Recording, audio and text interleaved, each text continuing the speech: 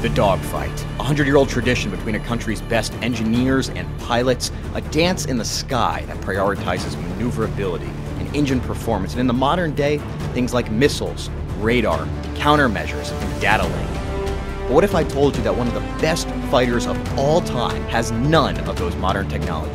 Sitting at 9.0 in War Thunder's battle rating system, 4.7 away from the top brass, this aircraft has no countermeasures, no missiles, barely a second engine, and can survive with the best of them. Flown like a snake in the grass, it relies on surprise, throttle control, good aim, and will teach you lessons by shoving them down your f***ing throat.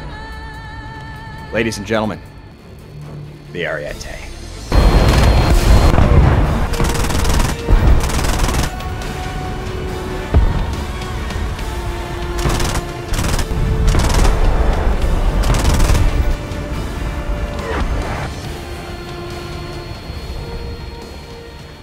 And if you would, fellas, this is 15 hours of footage, so be a good wingman. Stick with me. Well, I think that's enough intro for one video. Welcome back, everybody. And by the way, I do know that only 2 of these were made IRL. A prototype, whatever. Wah, wah, wah. It's a beast in War Thunder, okay? An expensive beast, but definitely a worthwhile one if you're trying to grind Italy to top tier. Especially considering that the G91, which is the other 9.0 jet that Italy gets, that has missiles, is rank 5 when the Ariete is rank 6. So if you're trying to unlock a rank 7 vehicle, your rewards are going to be very much slashed if you're trying to just use the G91. Anyways, this thing is so good that I refuse to fly it at its proper tier. I never have, I never will, and I've been running up scores like this in 11-0 lobbies. The key with this thing is to lay low. Dirt is going to be your absolute best friend. And then to make sure that you're capitalizing on existing furballs, or try to force the merge with pilots who are way too confused at seeing this type of aircraft at this higher tier lobby that they're flying at. And you can see them malfunction in real time. It's very funny. That being said, missiles can suck my dick.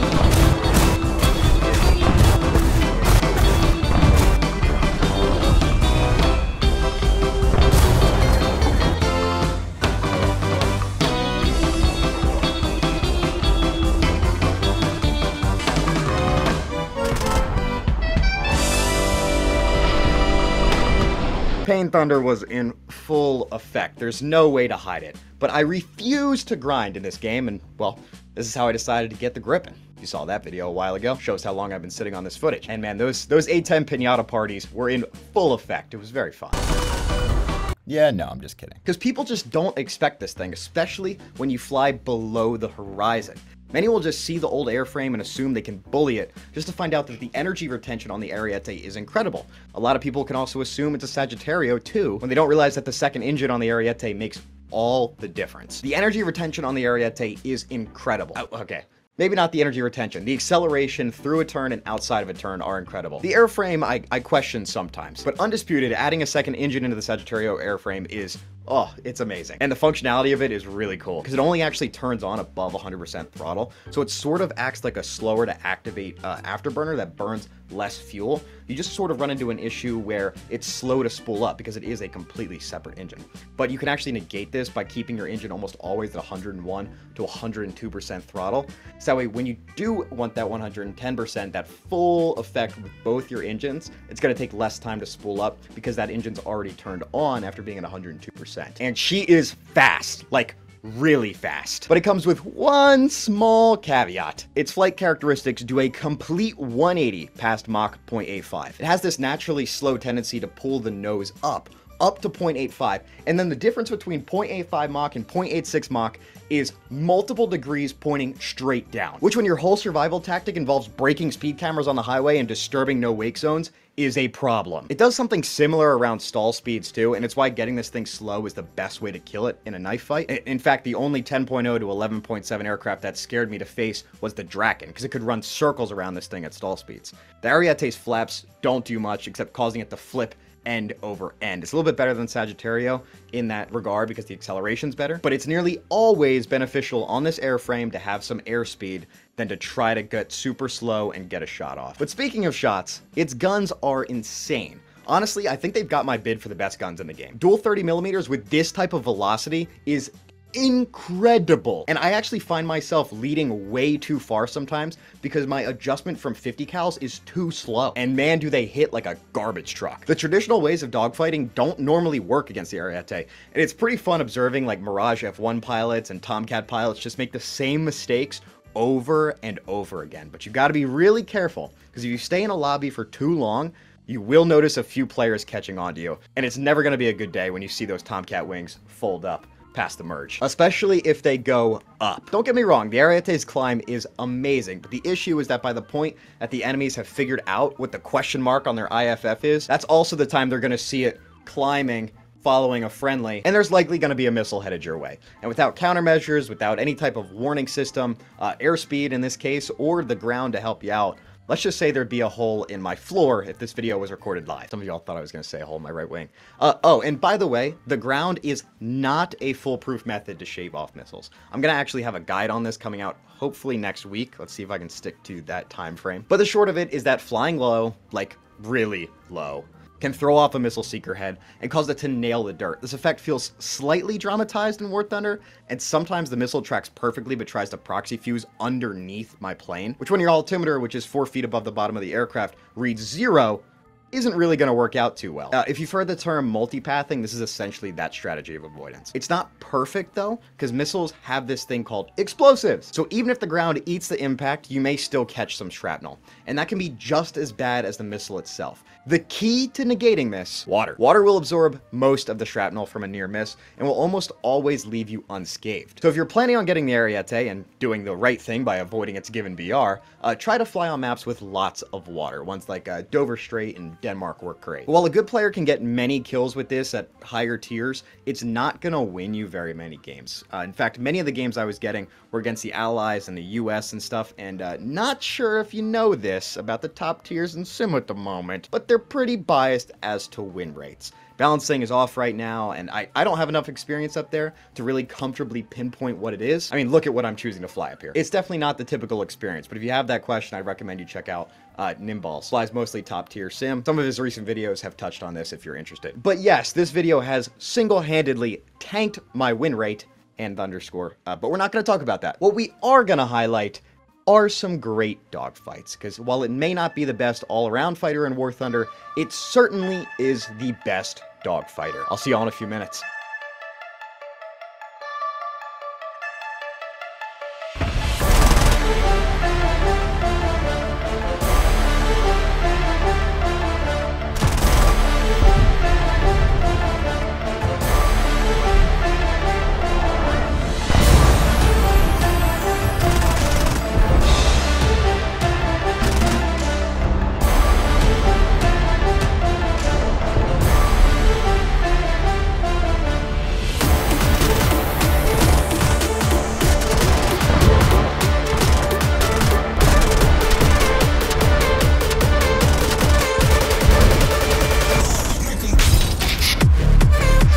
Oh, you almost had it. You better be quicker than that.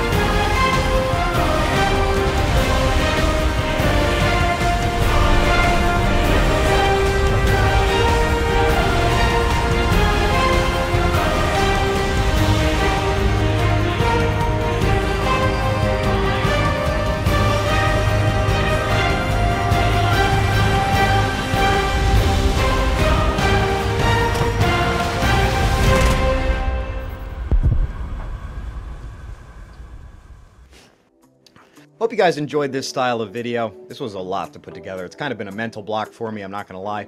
But now we can continue and we can get some more stuff out for y'all. If you're still watching, make sure the video is liked down below and make sure you're subscribed for a lot of content like this, hopefully. Thank you all for watching and for sticking around. I'll catch you all in the next one. Adios.